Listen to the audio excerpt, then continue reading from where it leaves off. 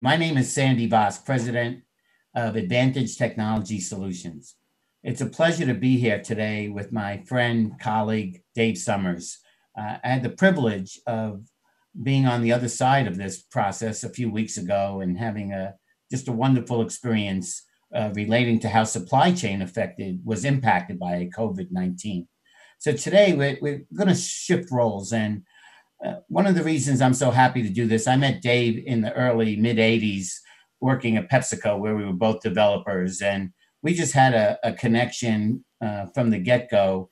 And really, it was many, many, many years that we had gone by without reconnecting. And he found me on LinkedIn, and we've reconnected over the years. I'm so proud of his own career growth, including major companies such as Accenture, Cambridge Technologies, and especially the American Management Association, which I think is purposeful to today's conversation. Those aren't, of course, the only companies Dave's worked at, but today, where he's at as an entrepreneur, independent digital media producer, coach, and animator, which is why he started to put on this series, which I just love and respect. So today, I'm just going to kick it off, Dave, with the same three questions you asked me. And the first one is, how has the COVID-19 crisis impacted education? What I'm thinking about is distance learning, Hmm. from both a student and a corporate perspective. The short attention span answer to that, Sandy, is we've all had to take a very aggressive stance to become digital or digitally literate very quickly.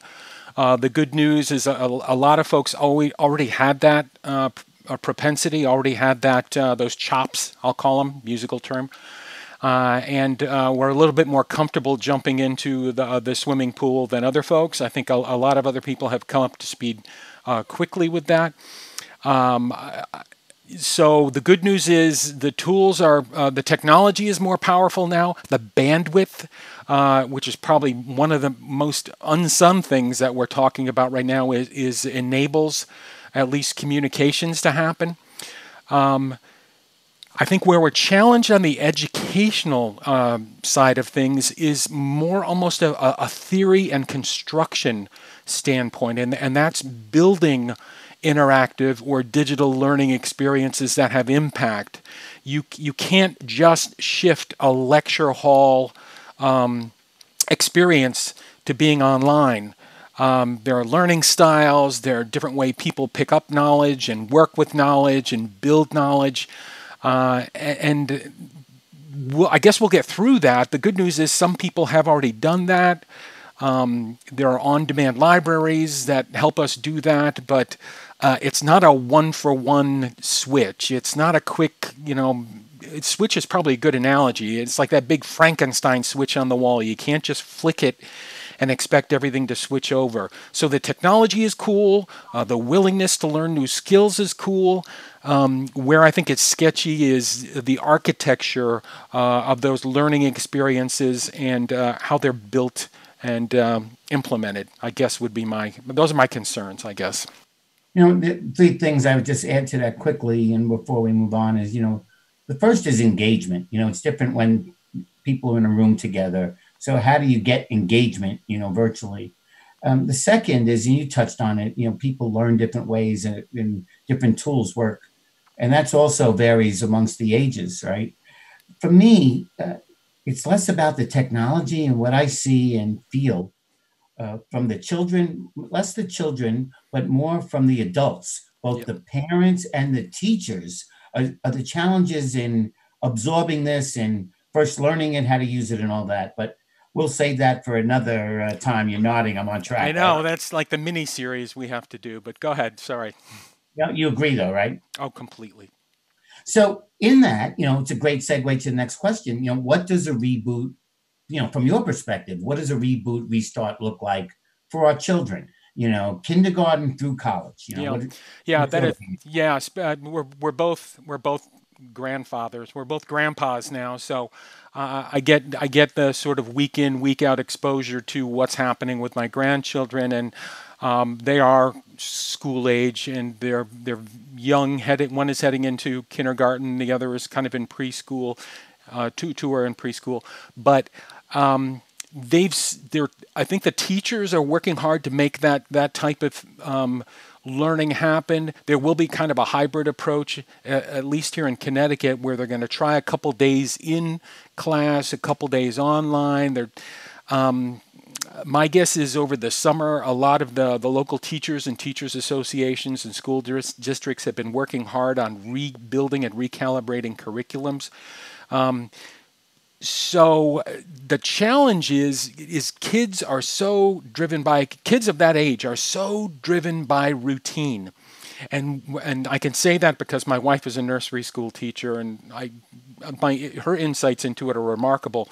But you've got to almost conduct a certain amount of unlearning or back down from where they were and try to rebuild a new experience for them that is just as valid. And kids really value these relationships, these direct one-on-one relationships, not only with their peers, but with their teachers and the other school staff. So, I mean, there are some challenges there, and we can't take that for granted. We can't underestimate that, you know?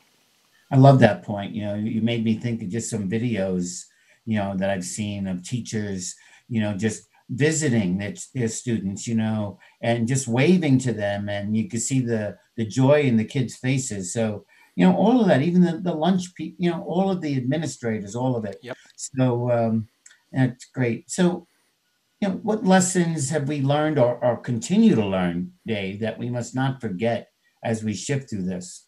Well, the reason I even started the Reboot blog was I wanted to give back to a whole bunch of people who have been so nice and so kind to me and educated me and coached and supported me and given to me over the years. And I just wanted to give back to them and to the general public about their expertise and their knowledge and their life experience.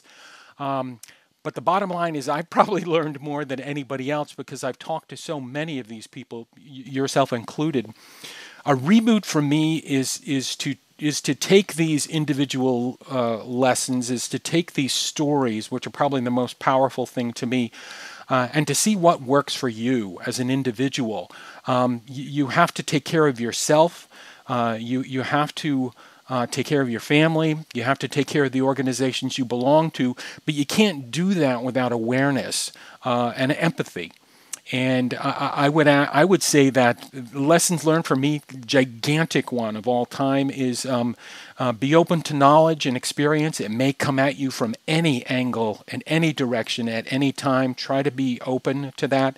And second, be empathetic. Everyone you face is probably facing some kind of challenge that you're not aware of, so please be empathetic to them, and be optimistic. You know what I mean? Life is what you make it, and make your own fun. That's my lessons learned. Well, as two technology guys, I still have great confidence in the human mind, collaboration, and the continued evolution of technology to make things better. So I couldn't agree with that statement any stronger. It's been such a privilege to do this with you and to be on the other side. Yeah, So what's up thank with you that? very much today. Sandy, I really appreciate it. I would not have done this unless you had come up with the idea. So, thanks. Thank you.